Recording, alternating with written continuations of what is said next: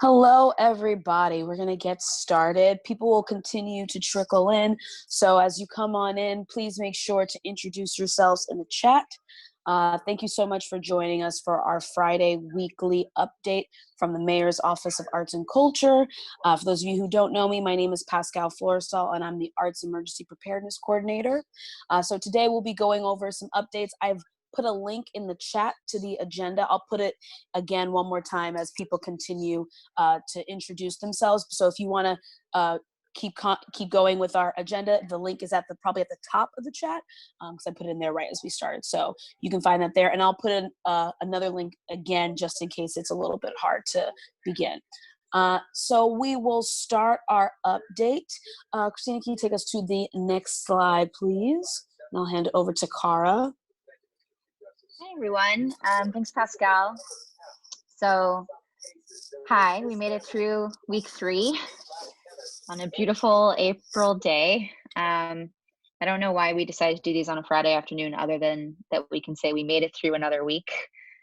So trying to find some positivity in that, but it's genuinely great to see everybody's faces or even little boxes with your names in them, which are giving me the same emotional gratification as seeing people's faces now. So what does that say about what's happening to me?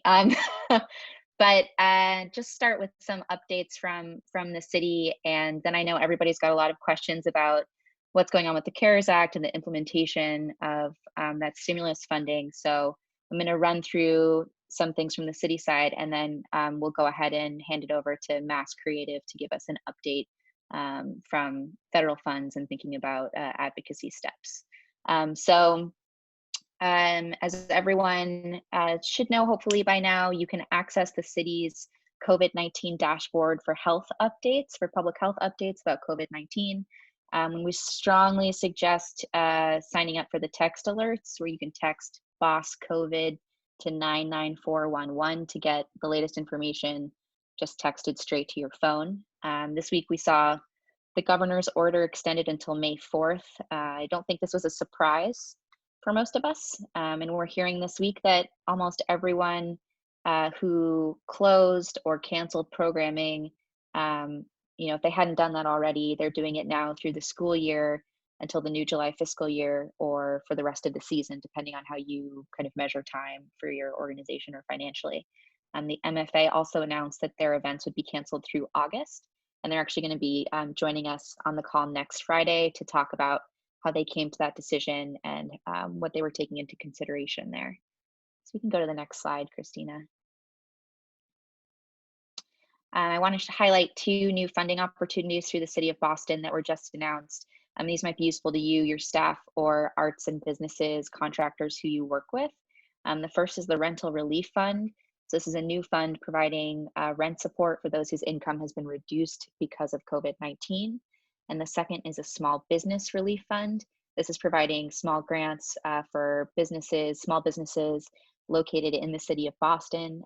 Both of these applications open Monday, April 6th, and you should be able to find all of the information around eligibility and how to apply at these links. And we will post the slides on our website at the end of this and also send them out to everyone who attended the call. Go to the next slide. I also want to share 2 programs from the Massachusetts Cultural Council that were announced this week. The first is the Safe Harbor program.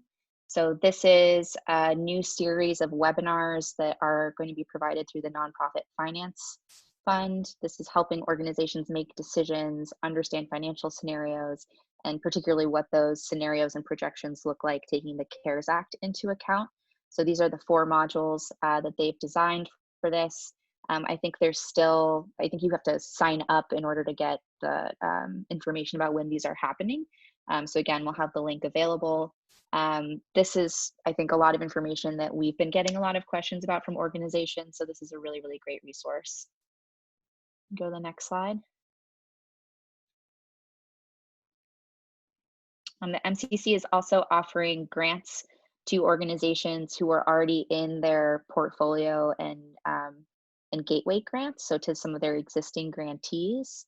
If anyone has any questions about that, you can feel free to ask us, but we would probably point you back to the MCC for more details on how those are working out for the existing portfolio and gateway grantees. They're also offering a new grant to individual artists of $1,000. These grants are both, I believe, pending council approval on April 7th.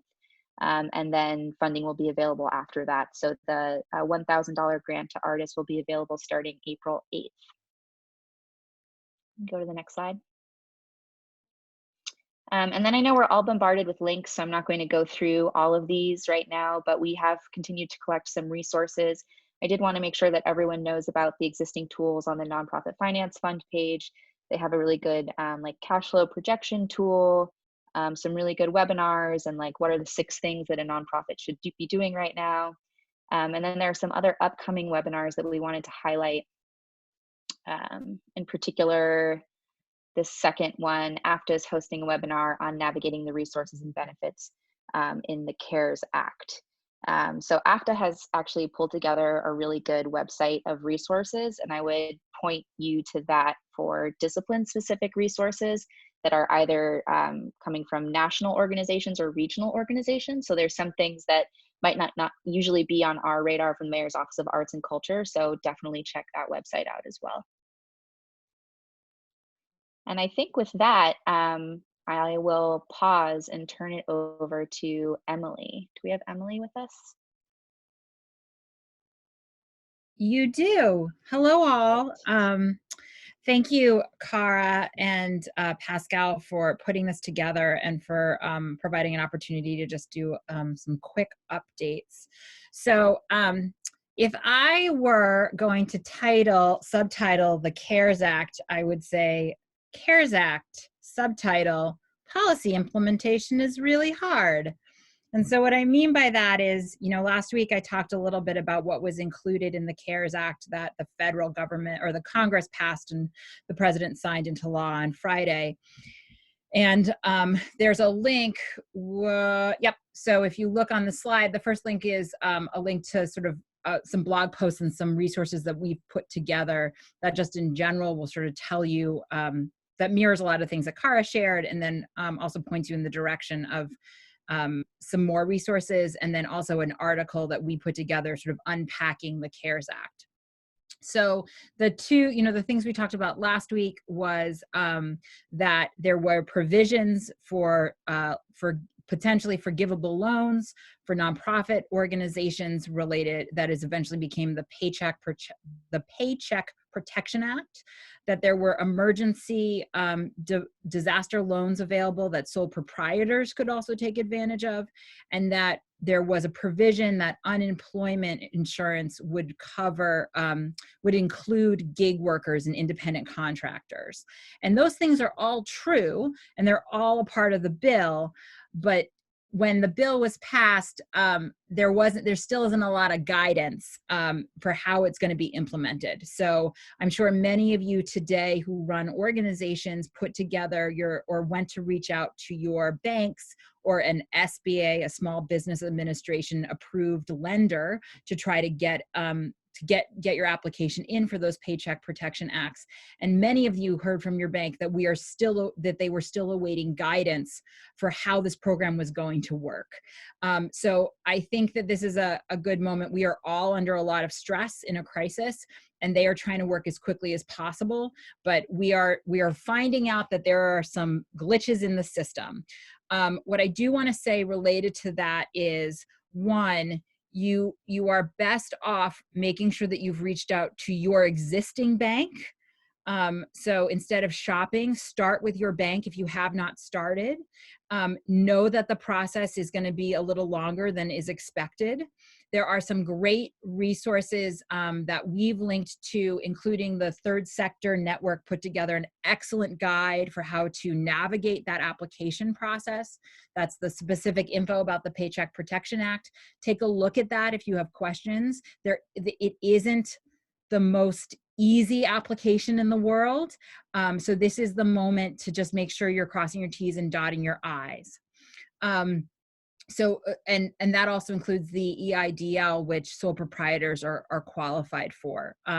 So I just want to make sure that folks know that that you may experience a little slowness in the process. Can I just add, Emily, if people have reached out to their banks and heard back either like estimates of timeline and process, or it's just helpful for us to hear like what the communication actually is from the bank if you've reached out to them already. So I would say feel free to email that to me or Pascal, or if you want to throw something into the chat, please share that information with us, because that's something that we would never get to see. So you're going to get a level of communication directly from the bank that might reveal a lot of different things for us. So yes, thank you. Stacy's saying Webster Bank said they'd have their app up between 4 and 5 today. Another piece of this is that it is important to reach out to your bank, right? Because, you know, I will admit we called our bank and the answer was they're calling people back in the order that they get those calls. So do make sure you're in line for those calls, even if it's a callback. And I just want to acknowledge this is really hard. We are all making decisions under crises, and not being able to access money is extremely difficult in this moment. So that's a reality.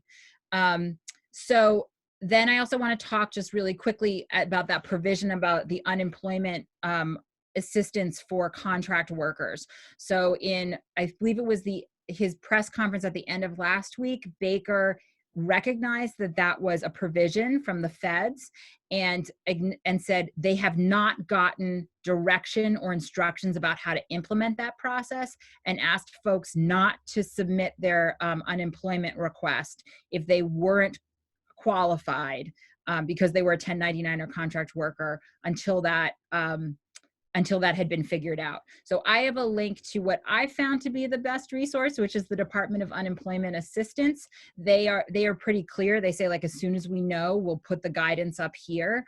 So again, it's coming, but it's taking a little bit longer than we all expected. This also, I want to just say, is a point where we're trying to do more in research and just make sure we're on top of this. So in the interest of a collaborative spirit, if you're hearing different things or you have a heads up on how best to access this, please let us know, because we are happy to share that with the broader creative community. We recognize that this is a big issue that many of us in the field are facing in this moment. So I do also want to say, like, well, what's next, right? So the CARES Act passed. Our congressional delegation, which is made up of senators and members of the House of Representatives, did an excellent job on this and really stood up. And so if you have a moment to write a note of thanks to your member of Congress, that's a great idea. I've included a little link that'll take you to our website, and you can type in your zip code and you'll get all your elected officials. Just make sure that you've clicked for your members of Congress, and you can just jot down a note. I think in this moment, I know for a fact that a lot of their staffers are getting, aren't hearing thank yous or hearing that this matters. And I think it's important for us to deliver that message that the creative community sees this happening and that it matters to us. And that is also because there is enough talk about a fourth stimulus bill. So the Congress went on recess. They're on recess at the moment, but when they come back, there's going to be a need to that they're going to put together a fourth version of a stimulus bill or a relief bill. And so we're going to work to make sure that the creative community is seen in that fourth bill. And that's going to take some collective advocacy work, just to make sure that we are thinking about the things that we need in this moment. The CARES Act, as it's written, basically is not in perpetuity, right? The Paycheck Protection Program is like for a set bounded period of time. And we've now all been in the space where I think we're the realization that this is going to take longer than we thought is coming. We're coming to terms with that. So that fourth bill is going to hopefully come online, and we're going to need to do some advocacy around that. So that's my federal update for this moment in time. One question, Emily, from and thanks everybody for adding details about what you're hearing from different banks. This is super helpful. There was a question from Deborah Cash. Any sense if there's a big difference between going to organization's bank versus my personal bank? in terms of going somewhere where you have a connection already? I would say if you have a relationship and a good relationship with your bank and they are a SBA approved lender, that is the one to go with. Okay. That's going to be part of this. And I also want to acknowledge, and I think, you know, this is another place where I think we need to look out and help our colleagues and organizations of all size. You know, if you don't have that big of a relationship with your bank as an organization and it's simply a checking account, you know, we need to make sure that those organizations that need a little bit more assistance to get in line get that. And I think what I'm witnessing now in the chat box is that we are a community that takes care of each other. So if you have a question or if you're feeling like you're lost in the process, you know, Cara, I'm volunteering your office, but you've already done it to do some matchmaking. I think that would be really helpful because this is a place that it's, for some of us, new and a little tricky. I'm going to move to state right now. So on the state level, as I mentioned a couple weeks ago, the wisdom was that the legislature was going to look and see what the feds did, and then they were going to sort of try and fill in the blanks. Well, I think that's still true. Next week, April 7th, there's going to be a hearing on state revenues, and the news is not going to be good. And I have not seen the study or I haven't seen the report, but I think, you know, what the things I'm reading and the conversations I'm having, the state revenues have gone down, and that affects the ability of the legislature of what they can do. So I think that we should all be prepared that the state legislature and elected officials are going to try and do something. Their hands may be tied in terms of the resources that they have. So in that respect, one of the things that we are trying to do over at Mass Creative is be really specific about where are the other places that we can make sure the creative community is seeing relief and resource. So one of the things that we did, and I want to just call out Abigail Norman, who has really been ahead of the charge and a leader on this, is that when it comes to nonprofit organizations, there's the option to not pay into the state's unemployment system. Totally legal, totally allowed. But if you're an organization and you are facing massive layoffs, your self-insurance, your unemployment insurance to cover that is not going to cover that. We worked with the Mass Nonprofit Network to sign on to a letter to send into the legislature asking for some help with that to the nonprofit community. And that would be including, you know, automatic deferment of 120 days for payments that are owed to the state. And then also thinking about what's a way for those states to provide some relief around that. So I'm going to say this: if you are an organization who finds yourself looking at forecasting and having to make very difficult decisions about laying folks off, as well as you are self-insured, it is a good idea to reach out to your state senator and reps and let them know what you're facing. You don't even have to tell them what you think they should do. I think this is an educational moment. There's a link on the slides, and Pascal, I believe you're going to be sending the slides out afterwards, and everyone will be able to click on these links. Yes. There's a link on this slide that'll help you look up your state senator and your state rep. If you're in that boat, it's a good idea to have that, to make those calls now. It is very important. And we're monitoring this and really spending a lot of time just making sure we're communicating this need into the legislature. The other piece of policy that I just want to let you know is that yesterday, the House passed a bill that would enact a moratorium on rents as well as mortgage payments and provide some protections for folks who are most vulnerable of losing their housing in this moment. There's two bills actually. There's one on the Senate side, there's one on the House. We consulted with some colleagues over at the Mass Community Development Corporation Association, as well as CHAPA, which is a housing advocacy group. or endorsed the House version of this bill. I think this is also a moment where we all collectively remember that we are part of a larger community and housing affects all of us. And so being able for the creative community to come out front and say, we care about this too, and we are affected by this issue too, is really important. So we have a link to more info about that housing bill, including, if you feel so inclined, some talking points to reach out to your state reps and thank them for passing that bill, and to your state senators and asking them to support that version of the bill, because it's now passed out of the House. It's going to go to the Senate, and we want to make sure that that version of the bill is the one that moves forward. So again, these are two examples of, these aren't necessarily just about a big pot of money of relief, but what are the things that are going to help all of us through this and protect us through this. So, we're keeping a really close eye on the legislation that's coming up and looking for more opportunities for this. If there are things that you are finding are stopping you from being able to do work or are causing you real sort of anxiety in this moment around issues of policy or governance, my email is on this as always. Drop me a line, let me know what's going on, or how it's affecting you.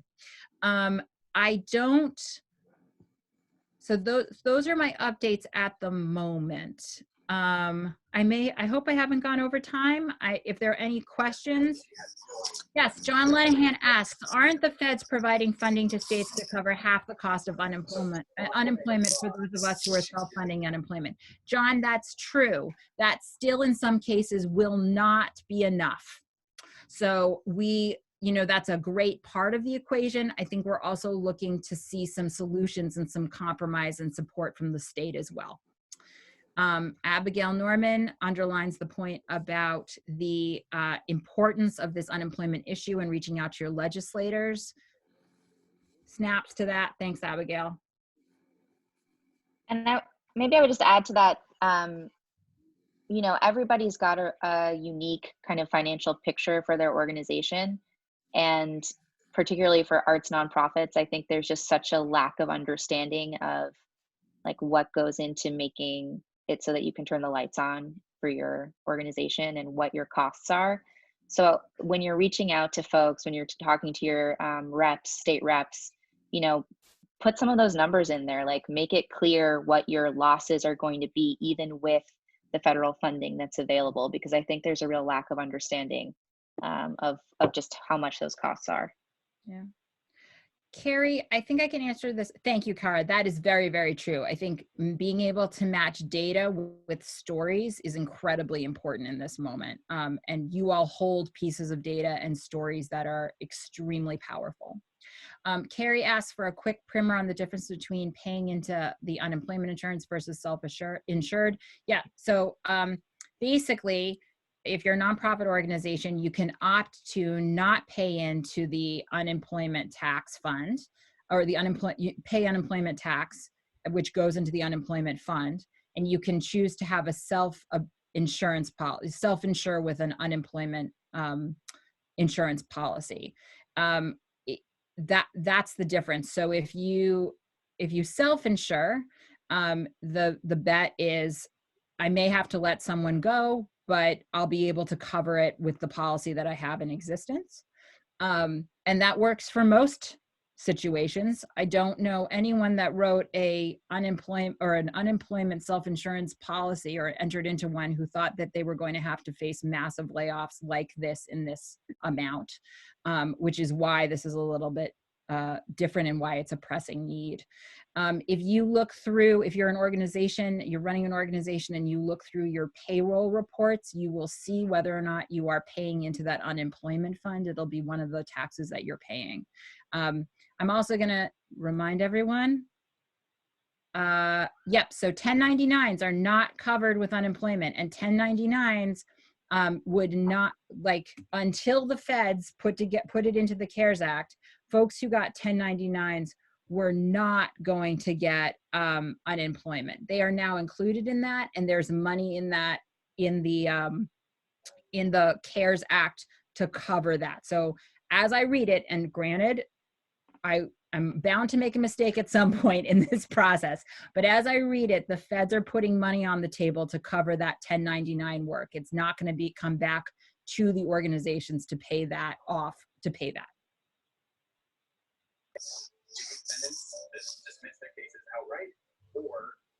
Awesome. Any other questions for Emily before we move on? Karthik said, confirming that applying to the 1099 funds is time sensitive. So are you referring to if you're an independent contractor and you want to apply for the unemployment assistance? Is that yeah, okay. Yeah. So it's interesting, right?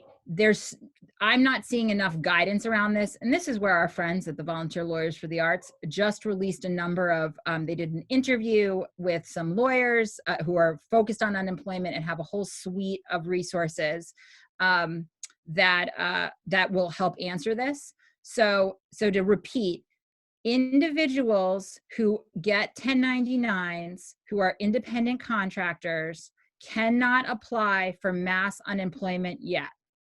They will have to wait.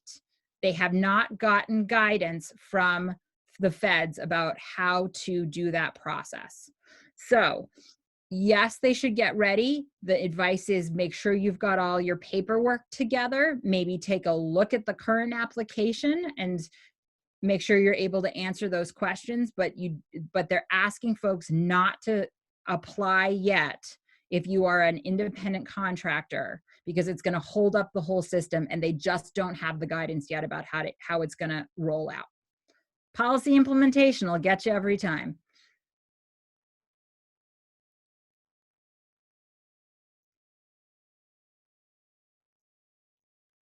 Thanks all. Thanks for your time. Thanks for the opportunity to talk to you all about this. Email me if you got questions. Yes, and we will have a Q&A session for the last 25-30 minutes. So if you do have questions, Emily will still be on the call. So please populate the chat. I want to bring us over to, or give the mic over to Ann Wicks from NEFA just to give a quick update about some resources, and then we'll talk about Zoom bombing afterwards. Ann? Hi, Pascal, thank you. And I don't like following Emily because that was so chock full of super helpful information. So thank you, Emily, for sharing all that. So at NEFA, several weeks ago, we quickly put a new page on the website with all the resources and things that we were learning, which was initially about public health. It's shifted to emergency resources and special grants that were popping up. And now it's all about the CARES Act. And I'm listening to Emily and listening to AFTA and learning and figuring it out as I go. Turns out my degree in archaeology was not very helpful in a financial crisis. But the good news is that people are visiting the site and it is apparently a useful tool. So we're pleased about that. The thing that we're doing right now is reaching out to our current grantees to hear from, surveying them to find out what is the impact on you right now and how is your current NEFA grant impacted, so that we can understand, and this is going to take a couple of weeks, what can we do, how can we help people make immediate changes in their grants or in their programs. Excuse me, my child is, and also what kind of conversations can we have with our funders to see how funding may be able to be repurposed, shifted to make some changes there. So those are ongoing conversations. Otherwise, we are certainly looking at making sure that the changes or information around the CARES Act is easily accessed by our grantees and by others who are NEFA followers. So I'm sorry that I don't have really specifics right now, but they are in the works. Thanks so much, Anne. Truly appreciate it. And for those of you who don't have that information, I just put a link in the chat to the NEFA resources. So please click that and you'll be able to get all the resources that Anne was just talking about. All right, next slide, Christina. Okay, so for the next few minutes, I'm just going to talk a little bit about this new thing that's been happening a lot, which is Zoom bombing, as we are now living in this kind of new normal and constantly using Zoom, which is a great platform. One thing that has been happening to a lot of people in the most recent time is Zoom bombing, which is when people who join your Zoom meetings can post graphic or threatening messages, or sometimes hate speech or pornographic content. This actually just recently happened a couple days ago to the Boston Theater Marathon with the Boston Playwrights Theater. They were doing Zooms of their 10-minute plays for the Boston Theater Marathon that would normally happen around May. And unfortunately, they were Zoom bombed for their first performance. So it's just something that's clearly going to that might continue to happen as we keep using this platform. So I just wanted to provide some information so people are able to prepare themselves and protect themselves while you all are having your conversations, or if you're doing any kind of presentation or any event through Zoom. There's a safety checklist on this slide right here, so you can go through and just use that as a resource. And on the bottom, you'll see a link that says how to prevent Zoom bombing, and that's a link to a specific article that gives you all of this checklist and even more information about how you can protect yourself and really be mindful of making sure no one bombs your Zoom meetings. So just something for you all to know. And like we've been saying in the beginning and throughout this conversation, this PowerPoint will be sent at the end of the conversation, so you will see this as well if you're not able to click on the link at this time, but you'll be able to get that after the meeting. Next slide, please. All right, so now we're going to take some time to hear from different organizations about their impacts and how things have been for their organizations through this time. So we'll start with Morgan Beckford from the Community Music Center of Boston. Hi, everyone. I hope you're doing well. Can you all hear me? Cool. Awesome. So I'm going to talk through the questions that I was given as this prompt, which is the four are: what's the impact on our organization of COVID and what's gone on? What's happening right now? I'm going to talk a little bit about our staff and contracted workers. How are we navigating this time with them? And questions or bigger concerns that kind of we're still navigating through. We are an organization that does a lot of things, so I made some handy props for y'all. When I'm talking about programming that happens at CMCB, I'm going to have this orange thing that says at CMCB, which means it's at our home campus at 34 Warren. When I'm talking about stuff that's not at CMCB, our offsite things, I'm going to hold up this card to talk through because I love props and I'm a theater person and it's a Friday. So to start, just to talk about the impact of COVID-19 on our organization, 3 weeks ago, which was March 13th, the day that will live in infamy, this was the last day of our on-site programming. We had made the decision earlier to cancel one of our larger events, our spring performathon, which is basically a 6-hour-long recital that we actually live stream. But we had made the decision to cancel that early in the week. But at that time, on the 13th, we decided to close all of our on-site programming. The events that were canceled for us were the aforementioned Spring Performathon, our Community Conversations series. We had a series on gender and identity or a session on gender and identity that we needed to cancel, unfortunately. We had our concert series with Francesca Anderegg, our Klaczynski concert series. That performance had to be rescheduled. And our Lapin competition, which is our student cash prize competition, had to be canceled for this year, unfortunately. We have things that we are re-envisioning to think about how to move online later this semester.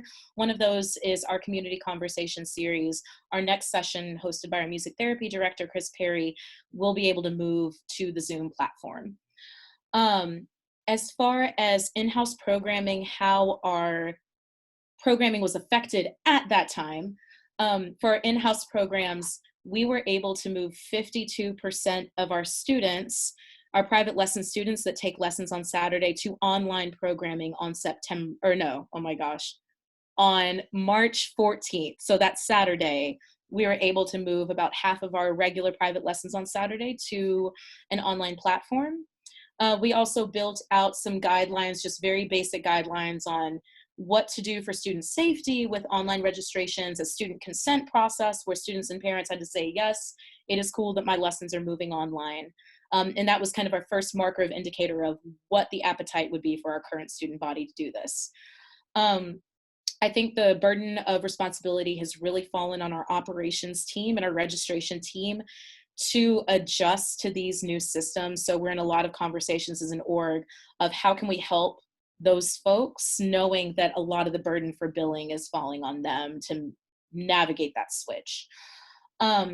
For our group classes, both of our out-of-house and in-house programming, we're talking a lot about what are the best ways to deliver online content. And as we get to like current activity, I'll update y'all for the different departments with all my props. I think one of the things that has come out of this too, which was like an unintended kind of positive thing, is we've gotten a lot closer as a staff because we've used tools that have been at our disposal the whole time that we didn't access before. We use Slack currently with our administrative team to stay connected outside of just emails and G-chats and texts. A lot of folks said, you know, I like to text for fun, so text me that fun meme, but like, don't text me a work question. So we were looking for a different platform for us to stay connected through this time. We've been having lots of breakout conversations between small groups of faculty with department chairs and their teams. Like the Winds and Brass department might have some conversations. Some out-of-house teachers have had some really great small group conversations that we've been able to facilitate through Zoom. We still have our weekly staff meetings, and we have also instituted a virtual happy hour on Thursday nights. That's open to staff and faculty. And the themes that we've had to date are fancy dress and show and tell. Bring a prop and tell us a story about it. We're finding that because it's really popular, lots of people want to log on. So it takes like a really skilled facilitator to say, hey, not everybody needs to talk at one time because Zoom can't handle that anyway. So there's been a lot of discussion departmentally about how to have smaller group discussions and like hangouts so that if you're an introvert, you don't have to feel like you have to fight me, the CPO extrovert, to talk.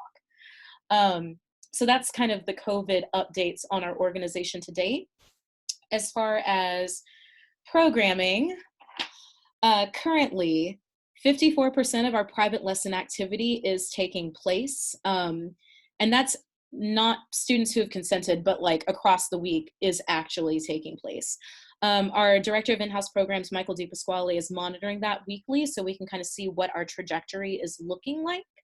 And 31% of our group lesson activity is taking place.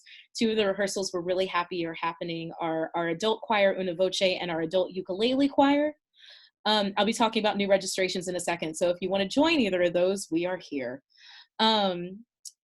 Currently, we have 340 students that have consented of our 375 or so in-house private students to online lessons. So a lot of the conversations now are just about tackling the barriers that they're going through. Like, I don't know what platform to use. I don't know how to use Zoom. We're tackling those one at a time on a smaller basis. For our early childhood programs, we have 77% of our families that have consented to online programming. And all of the classes started to run last Saturday online. Of course, we have some families that say screen time for my little one is not the jam. I don't want it. And we say, we're here for you. We do have an option where we have given them to suspend programming until we open again. So that way they can still pre-register for next semester if they choose to. There was also some professional development for our early childhood folks on what are best practices for group programming for little ones. So we're looking into more PD, but they had a very quick training the Sunday before their programming started. About moving to music therapy, we have both in-house and out-of-house. I'm going to talk about in-house first. About 10% of our music therapy participants had moved virtual from in-house. This is the population for us that's been the most challenging because a lot of the virtual platforms, besides not always being medically compliant, there are a lot of folks in this population who making that transition to online programming is more difficult. For our out-of-house programs, they've taken a significant hit for music therapy. 2 of our partnerships are currently still running, and we are in talks with one of our providers or one of our contracted orgs to provide service to individuals in their own residences for music therapy instead of going to their adult day center. Updates to come, we'll see how those conversations go. For our satellite after school programming, a lot of that is still running online. We have one partnership that is not continuing online. And for our school outreach programs, our school outreach director actually retired on March 13th, had been planning to. It was a great Friday the 13th for us. But we're really happy about the BPS's decision to honor contracts through the closures.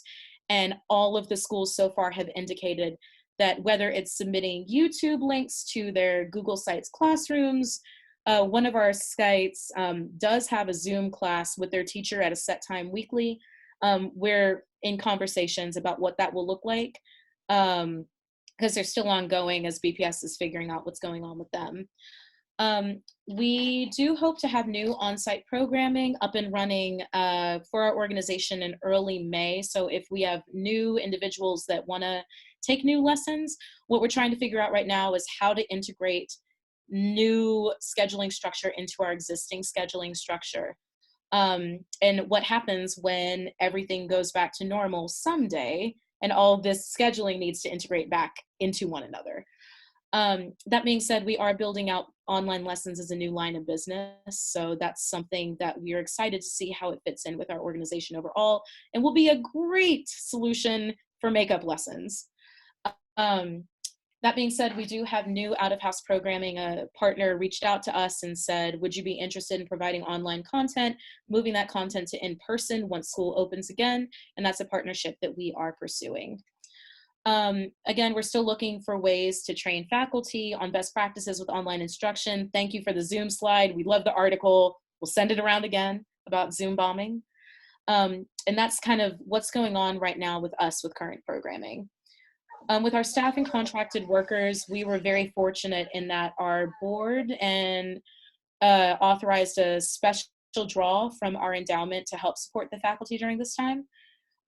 Staff pay has not been affected to date in the closure, and we are able to compensate our faculty and teaching artists at 90% for any work missed due to COVID, with the opportunity to move back up to 100% if their work moves virtually and is up and running. We're still in discussion for folks that are like in the in-between space, what it looks like. But we are very fortunate that we are able to provide that to our current faculty. Of course, any new revenue streams or any new online lesson work or group teaching work would be compensated at a faculty member's full rate. And our big questions are, how do other small nonprofits work with being remote? Our registration system has been pretty old school, as it could be described, and not having access to our space to do business has been definitely a challenge for us and our ops team. Something that I would love to pose a question about is instrument repairs. What do you do when the parents get really excited and tune a string really tight and pop it?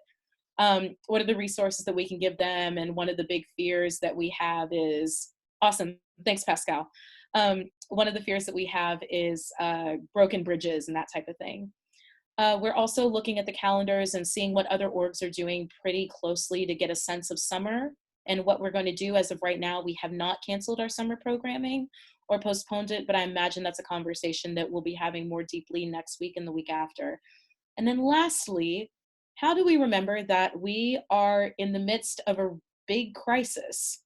And how do we continue to remember to be kind to ourselves, knowing that this is not a shift that any of us planned for?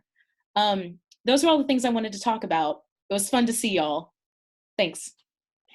Thanks so much, Morgan. Truly appreciate it. Kate Gilbert from Now and There, would love to hear about your organization, how things are going. Thanks. I don't have any props. Morgan, that was you up the game, but I've got a jar of peanut butter that's been keeping me company all day and a spoon. Let's see, we do have the same questions. Now and There is unique in that we don't have a whole lot of events. So we haven't had to postpone much.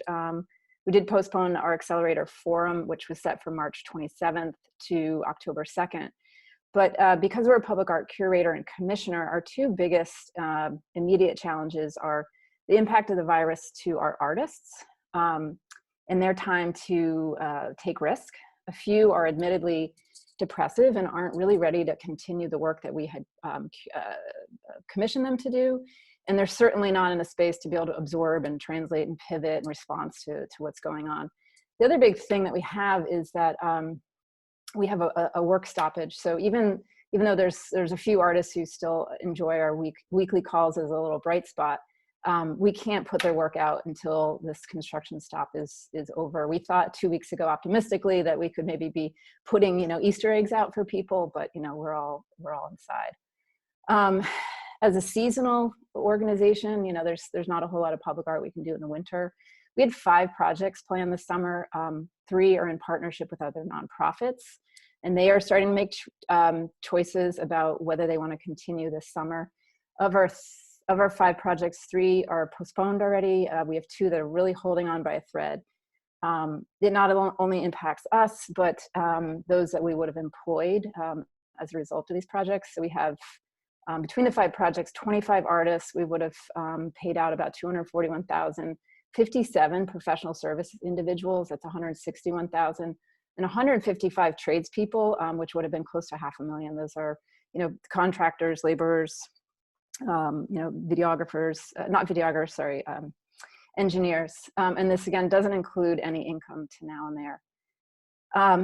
Because we are still a startup, we're in our 5th year, we're a small team. We have 3 full-time, 2 part-time, and a host of consultants. So we're already used to working in cloud-based platforms and in and around people's time constraints.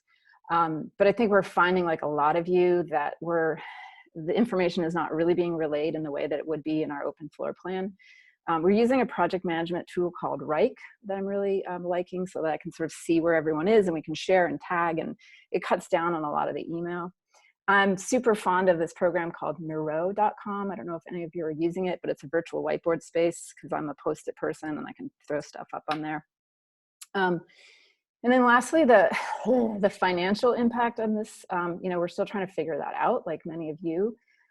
We're just at the end of 4 significant multi-year gifts that really got us where we are, to sort of prove what we were trying to be. And now is when I should be in front of those funders asking for the renewed commitment and expanding to our individual donor base. And, it doesn't seem like the right time to be doing that just yet. And if we, never got that funding again, maybe did 1 more project, I think we would sort of ride off into the sunset later this year. But I don't think that's going to happen. How have we adapted? Thursday, March 12th, I think it was, whenever it feels like 100 years ago, we learned that someone on the staff had been in contact with someone at the Biogen conference. So we immediately called everyone off, told them not to come into the office. And that night was supposed to be our accelerator program. So we bought a Zoom license. Someone in the office had luckily already used it before. And we tested it out with that group of 6 artists from 5:30 to 9:30. It was one of the longest nights of the past 3 weeks. But luckily, because we had started the camaraderie among the group, we were able to translate that into this online platform pretty well. There's something that we do that I give credit to Shaka Dendi, one of our artists, for bringing to the cohort, and I think has helped us and may help you, is this idea of a vibe check. Really simple. Go around the room, 1 through 10. Anyone who's less than a 7, we ask like how we can support each other. And it's really been helpful so that we're not just rushing into the work and the agenda and recognizing where people are. Today we hosted our first Now and There Asks, which really flipped the model of what we thought we would be doing at the forum. So instead of people asking now and there for help on, where do I find funding or permitting or this or that, we're asking the questions back. So we're pairing with an artist and someone from the public or arts sort of in that intersection to host a 30-minute conversation that we moderate, and then followed by 30 minutes of dialogue. I'm so happy to hear about this resource for ZoomBombing. It felt so awkward today to not be able to see everyone, but someone had warned us of this. So I'm interested in if there are ways that we can make those visual connections with the 70 odd people on our screens, and also keep people safe. Lastly, we're keeping up our projects longer. Now is not the time to be taking away joy in Uphome's Corner. It costs more money. because we do have still at this point, I'm not sure how much longer we can do this, people going in and checking on the maintenance of it all. And lastly, we're starting virtual studio visits because we do want to continue our work, and it seems like a good use of people's time. I'll talk about that need to be productive too. How are we handling staff and contracted workers?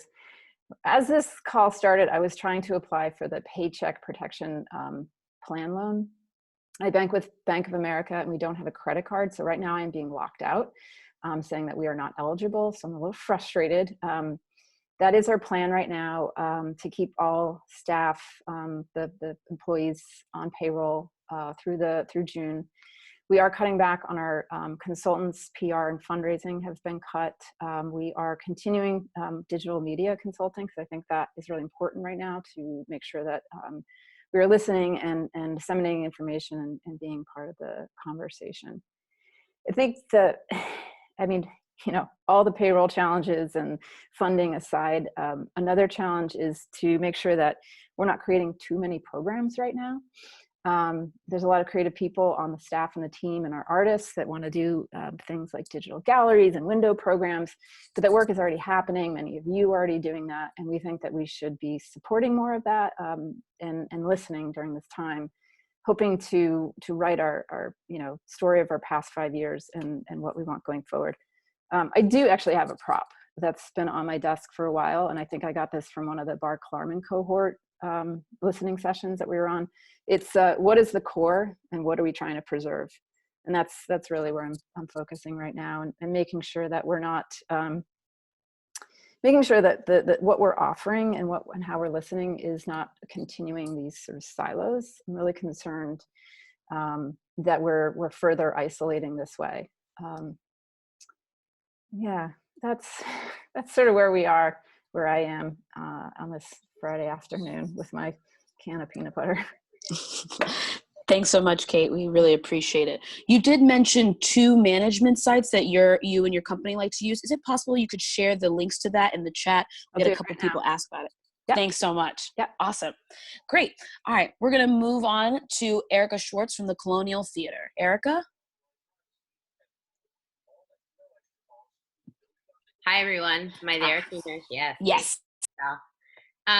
Thank you so much, and thanks for having me. Thank you, Pascal and Cara, and also to Emily, who I've had a lot of conversations with. I think we might be a little bit unique, though not alone, of course, but the Colonial is not a non-for-profit. We're a for-profit entity, so some of what I'm going to talk about is going to shift towards that, and a little bit more of a larger focus on the creative community, as Cara so eloquently put it.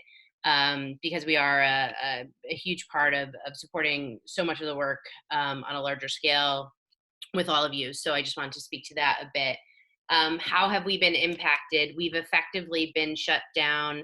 The Colonial, as most of you know, is a 120-year-old theater on the Common.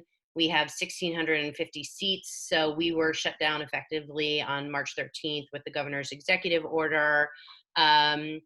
What does that mean? That means that we have had 36 officially, soon to be over 44 events postponed in this time frame. Some of my biggest job the first week was to try and convince agents and managers as much as possible not to cancel events, but to postpone. We want to be looking forward to a time when we are all back and that there are events resuming here in Boston as much as possible on a large scale. We've been very successful at that, though I will talk a little bit more about it in the challenges. It is certainly the follow the bouncing ball as comes to calendar right now. Each of our events employs between 80 to 100 casual part-time employees. That's just from a back of house event related personnel, security, ushers, food and beverage team, crew. Some of those are union employee positions, some are not. So that effectively from March 13th, anyone on that type of payroll, which obviously has a deeper, larger economic impact, has not received any employment from us. We similarly, any janitorial staff, anything, all advertising, and some of our shows have significant ad dollars that are spent locally. So you can think about how that impact is rolling out financially to all of those entities. The current situation, starting next week, we are furloughing the majority of our staff, our full-time staff, and the staff that is staying on in what's considered a working group will be receiving a portion of their salary. This is company-wide. The Colonial is operated by a company called Ambassador Theater Group, which is a global company throughout North America, at the UK and Germany. So we've also had some challenges in terms of things that apply very differently in different states and apply very differently in different countries. So that's something that has been a challenge for us to work through. Staff and contracted workers, I just touched on briefly. But the biggest challenge is, I'm so surprised too, for those of you who know me, I'm not normally brief. So for those of you who don't know me, this is like me getting through an agenda really quick. So I see some smiles there. So now you know. The biggest challenges we're facing right now, I would say, one, the thing that keeps me up at night is we have a 120-year-old historic building in the heart of downtown Boston. Fortunately, I have an amazing team, some of whom who live close by within walking distance. So as a mom, which is my biggest challenge right now, but as a mom, I have actually said to my team, like, only go out if you 100% feel comfortable and as long as the guidance allows, but we are checking on the building because, you know, that's a huge important, just physical, you know, multi-million dollar project in the heart of Boston. So that's one concern and challenge. And if we do get to a point where we really can't access the building, I have other concerns as well. The challenge of the bouncing ball of programming, I think, as many people have already attested to, the hardest thing about all of this is that we just don't know. I keep joking about like the Wizard of Oz, come out wherever you are, kind of, you know, when are we going to be able to resume programming? What does that mean? We also, and this comes a lot from my own experience as a Broadway producer, but taking cues from larger theatrical, there's a real effort, I feel, and a real conversation that needs to have about when it is safe to have events again, how we can all uplift each other and not compete, because if suddenly we all go from having no events and then suddenly there's 40 events all going on sale at the same time with a limited audience, you know, and limited dollars, presuming with what's happening to the economy as well, we're trying to be incredibly respectful of all the organizations and think how we can best lift each other, rising tide, so to speak, and be conscious of the needs of the further community, and not just beat our own drum that way. It's a real concern I have and a real thought, and something that I'm speaking to some other commercial partners, including Live Nation, AEG, and Broadway in Boston about. I think the biggest other challenge that I have, and related to that too, is also when to announce, because we are having shows that are like, we're definitely going to happen next March. And I'm like, that's great. I'm not about to email, you know, a bunch of people and say, buy tickets now, because I just don't think it's appropriate. So I think, as many of you have talked about, we're just really trying to be conscious of the world of the news and what's important and how is it appropriate. I was on a phone call yesterday where someone said, I'm getting really sick of the emails that are like, the health of our workers and our employees is really important, but while I have your attention, here's a 20% discount and you can, you know, go to gap.com or whatever. And I'm not trying to slam any retailer, because of course they have their own financial needs, but I think we're just trying to be really sensitive about our messaging that's just supportive of the community, period, and no other sales related message, knowing that we have our own financial struggles that we're also balancing. And the final thing that I think is the biggest challenge for me, that I'm in a sense offering myself up here, but I cleared it with Emily, so I think it's okay. Emily, you can give me a thumbs up or kick me under the table metaphorically later, is that I really just want to impose to you all that the for-profit groups within the creative community really want to be included here. I'm not talking about necessarily from a funding perspective, but I am talking about from the financial impact and any information. And I see Cara shaking her head, and I know this. We have a wonderful advocate in Cara, and you all should know that. But too often, I personally in my own career have straddled, commercial and nonprofit my whole career. I've worked on both sides. And I really just want to say to you all that we are here to be included in any of the legislation, any of the numbers.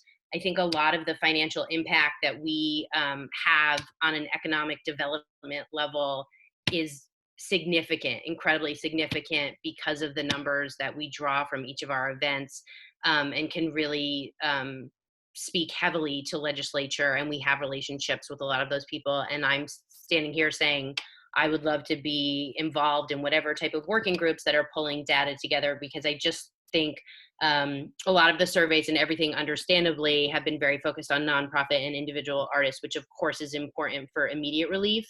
But I think it's very important for us to also be thinking about when the Commonwealth and when the city come out of this, and how we are prioritizing and how they are prioritizing legislature and what sectors are going to be supported.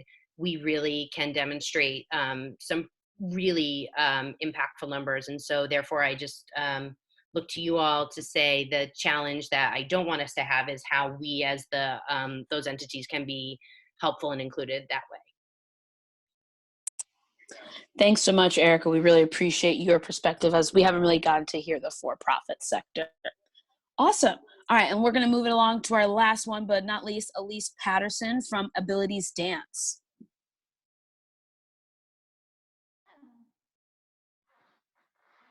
Thanks for having me. So we have had some significant changes, and then at some not so much changes. So because we don't have a physical location, we don't have to worry about rent or utilities or things like that, which is helpful right now. All of our folks are contractors, and they get paid through different events and classes. So unfortunately, currently they're not getting paid right now. And all of our events and in-person classes and things have been canceled through June. We have an event June 27th in collaboration with the Eric Carle Museum that we are waiting until May to decide whether or not to hold or not. And thinking of different programming that's been affected. Hold on one second, because my laptop's about to die.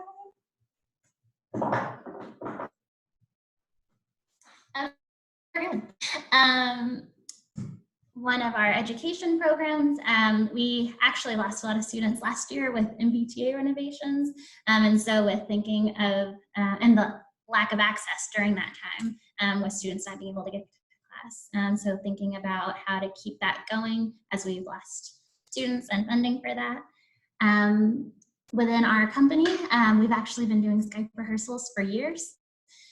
We have half of our company located across the country in Georgia and Wisconsin and California. So that's not new to us at all. And we're just doing more of it now. I think the only difference with that is that we're deepening our usual mind-body check-ins and letting folks know that if you can't make it to this rehearsal, it's fine, or if it needs to be at a slower pace. Just kind of thinking about our artists and being sensitive to their mental health during this crisis period. That's really it. We're kind of still hoping that things will take a turn for the better and continuing on this summer, but also making plans to cancel if not. Concerns that I have both as a company, but also as a sector. First with our company, I'm kind of curious about audience behavior after this time period. Will audiences be hesitant to pre-order tickets, for instance, way ahead of time, and wait until the day of, for instance, because of all of the frustrations around refunds and things during this? Will they be nervous being in large theaters post-pandemic? So these are questions that I'm having, and kind of would love to know your thoughts on that as well. As a sector, I'm wondering and hoping that folks won't forget about all of the content that they're providing virtually as a point of access. I'm hoping that they'll deepen even that to make it more accessible, either through having ASL interpretations through that, etc. Just how we can continue to make sure that the disabled community is included in your work, because your organization doesn't have to focus on the disability community to include us within that. And also making sure not just on the communities you're serving, but within your own staff, thinking about access in that way as well. And for instance, in your job profiles, making sure like office-based positions, as we have known now that not needed. So thinking about how we can continue to push our accessibility message within our communities, within our sector, and keep going strong through this time and after this time. And if anyone has questions on that or wants to talk more about it, I'm definitely free. I can include my email in the chat, because I'm definitely happy to continue how we can keep including everyone in this time, especially now, because we need it. Awesome. Thank you so much, Elise, for that update. All right, great. So next slide, Christina. We'll be moving into our Q&A section. So we have about 24 minutes for any questions that anyone may have. Emily is still on the line, and we do have and a few other people are still here, and Cara as well. So if you have any questions for your organization or about what's happening, please put it in the chat, and I will be able to read it aloud and see if we can have someone answer your question. Hey, Pascal. Pascal, it's Emily. So during the course of this conversation, I've gotten 2 different communications about some updates to the Paycheck Protection Program. If it's okay, I'm just going to share these quick bullet points, and what I'll do. Go for it. Great. Okay. So as we talked about before, applicants may not include independent contractors in the calculation of payroll costs. Okay. So it's only folks that you're issuing a W-2 to, not to anyone that you're issuing a 1099 to. Loan forgiveness requires that at least 75% of the loan be used towards the cover of payroll costs, and no more than 25% is used for other eligible costs.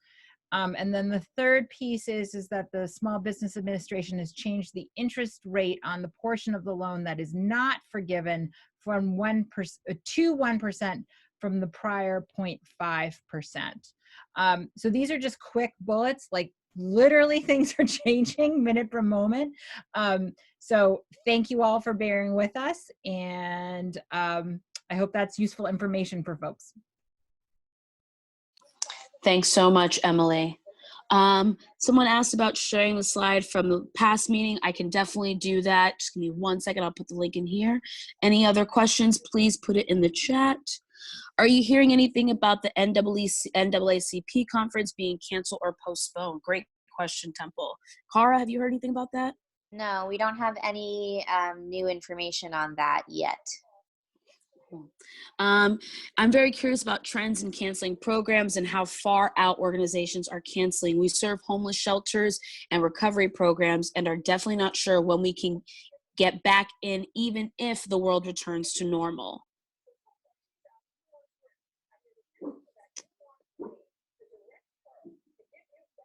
It seems as though every organization is trying to check in as much as possible with what's happening with the city. So I think everyone's having their own little check-in point. I don't know, Cara, if you've heard anything about, I know May 4th is our next date that we've heard, but that can also change. Yeah, and I think, Carrie, are you saying when you'll be able to get back into shelters and work with recovery programs? I think we're not sure. You know, a lot of people, so many people are canceling things between now and the end of June that the ripple effects of that, I think, are as if all of these, the event cap was in place and it's only essential businesses. It's almost as if that were already continuing through June from my perspective, just because so many organizations have actually committed to canceling programs through that period. So I think that there's also that's in play, even if things did come back online on May 5th, there's still so many people who have already committed to closing, and then there would need to be that ramp up period on the other side of that to get things back online, which I think is something that's been a a theme as well, is that once we are able to come back to programs and come back to gathering, that's not just going to happen all at once. I think Morgan's example of like, once we have our regular schedule that's back, how do we integrate that with our now really robust digital online offerings? You know, there's just going to be a lot of logistics to figure out. So I think we just keep seeing that timeline extended. Karthik asked if Emily could put in writing the information she spoke about, and she just did. So if anybody needs that, it's in the chat as well. Grub Street, for those of us who are self-insured, are there any funding opportunities now, or are possible relief packages in process? Emily? Yeah, so an organization that has are you talking about an organization that has self-insured unemployment? Is that correct? Yes. Okay, yeah. So there's a portion of the CARES Act that will cover some of it, like 50% of it. That's coming along, and that'll probably, again, that'll go from the feds to the state unemployment assistance office for how it's going to be implemented.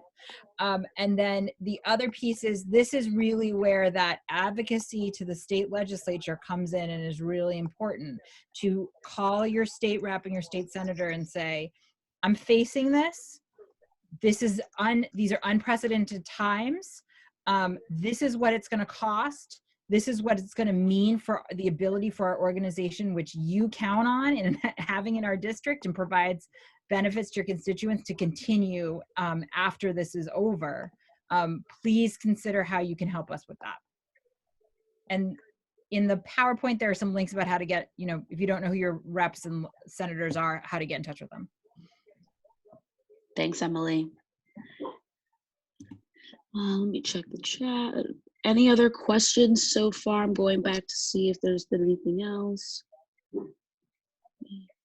And I did put in the chat the link from last week's PowerPoint, if anybody needs that as a reference. I'll also add that in the meeting recap meeting that you'll receive right when this meeting ends, just in case anyone didn't get it in the chat.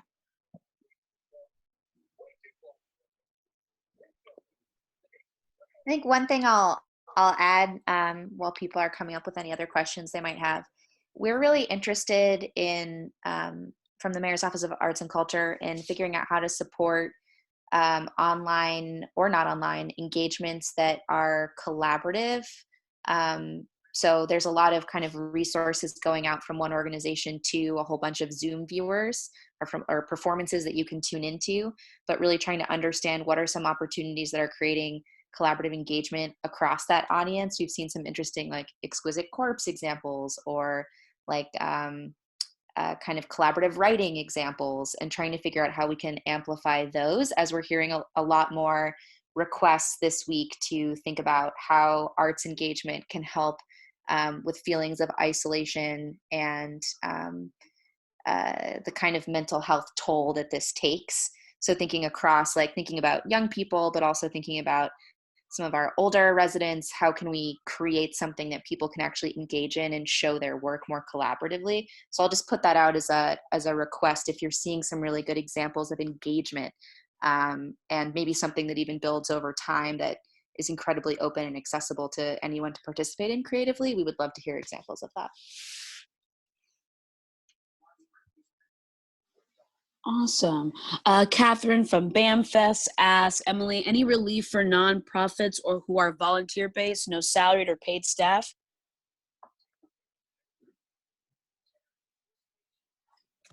I'm muted, I'm sorry.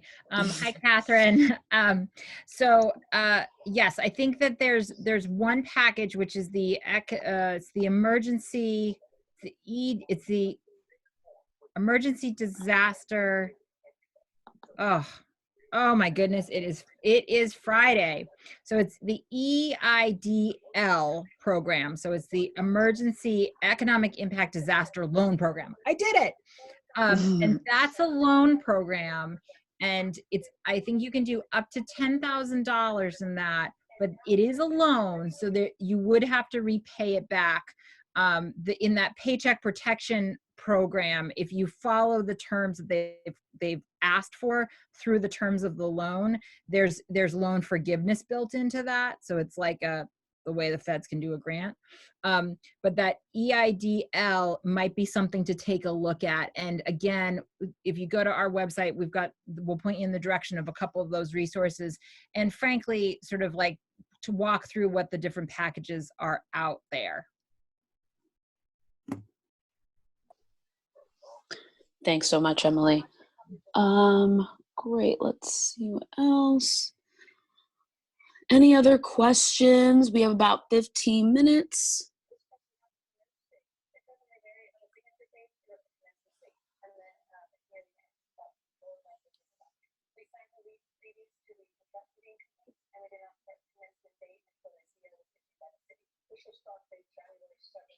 We might be zoomed out.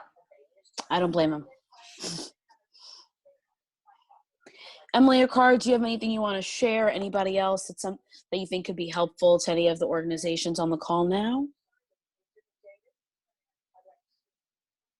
Emily, you're muted. Frankly, I want to take just a beat and say I'm so thankful for all of you as a community that's in this and working and are activating and thinking about this and how we can collectively make our voice heard to folks that need to hear us right now. And then I also just want to say, and I think we're all acknowledging this, Cara, your leadership in the city of Boston is incredible. And Pascal, thank you for coordinating and herding all of us cats for these calls every week. It's really helpful to be able to share this and to hear what you all are facing and the questions you have. It informs my work. So thank you for creating this platform for all of us. Thanks so much, Emily. We truly appreciate it. Thanks, Emily. Yeah, it's great to be able to have you here and to have somebody who can answer these questions as things are literally updating minute by minute, it feels. So I think with that, maybe we will wrap it up. Thank you, everybody. It's good to see you all. Have good weekends. I'll be sending the email with the PowerPoint link from today's meeting as well as last week. And then you'll see the video recording of this meeting uploaded onto the boston.gov website as well. That link will be in the email that you receive as well. So if you have any questions, please feel free to email us and we will be happy to help.